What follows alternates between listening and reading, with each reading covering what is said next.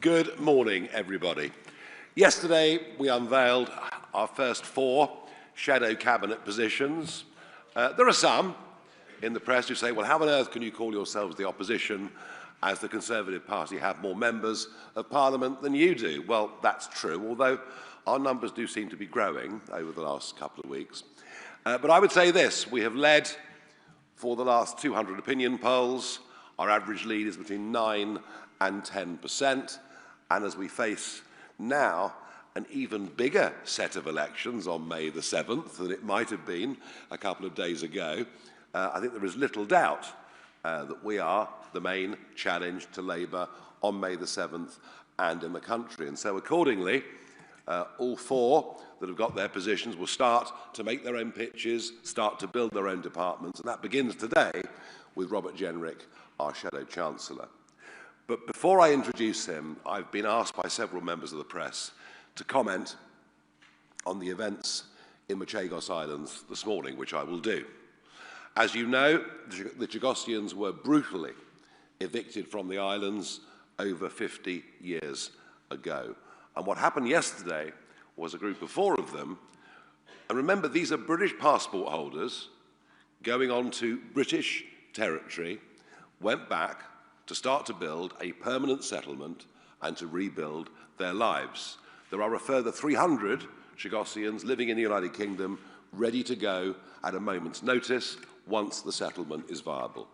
They were this morning served an eviction notice on behalf of the British government and told that unless they comply, they could face up to 3 years in prison.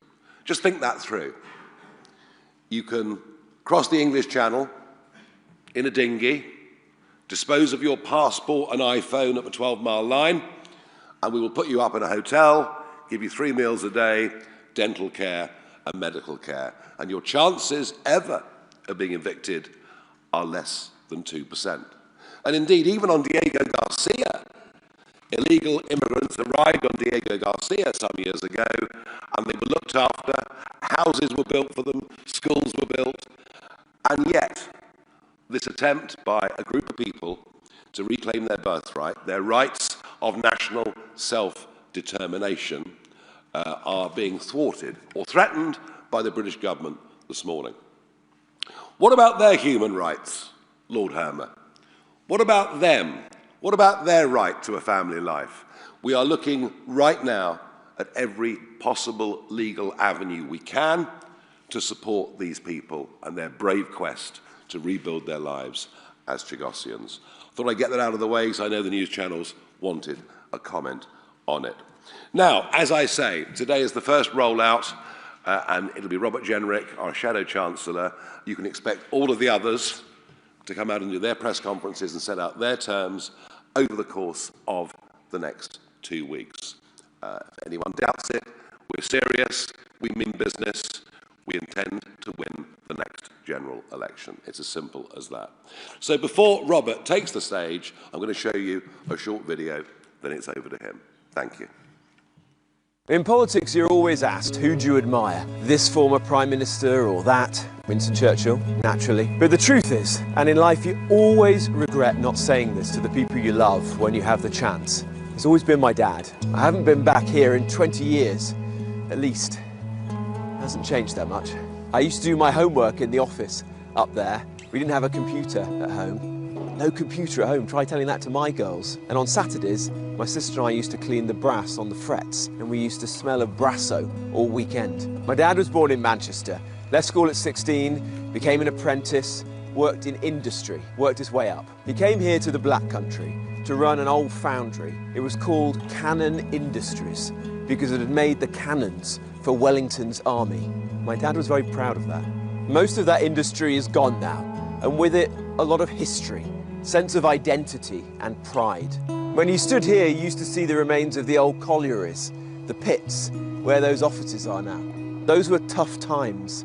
The economy was broken. Businesses were going to the wall, inflation, unemployment. It didn't feel like Britain was heading in the right direction. My dad's job didn't work out. Instead of getting a new one, he set up a business. He retrained as a gas fitter, got a white van, ran it from around our kitchen table, then from the shop, and then from a factory down the road. Like everyone starting a business, it was hard. I remember sitting at the bottom of the stairs late at night, listening to my mum and dad worrying about the bills, worrying whether the bank might repossess the house because it was mortgaged for the business. Every entrepreneur, every small business owner knows what that feels like.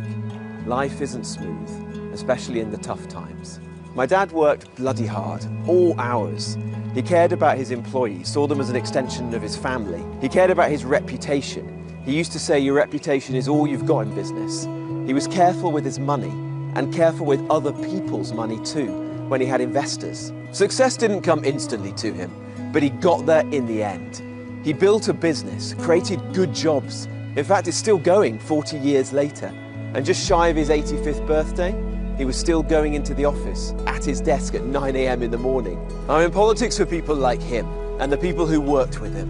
What Reform call alarm clock Britain. The people who get up early, put the hours in, do the right thing. There's no shortcuts to turning things around, but I know it can be done. We have in the past, we can do it again. We can bring bills down. We can bring back good jobs. It's going to require strong leadership, determination, a government that actually takes care with your money and savings, a government that believes in this country and its people. Britain's economy is broken, but it can be fixed. Britain needs reform.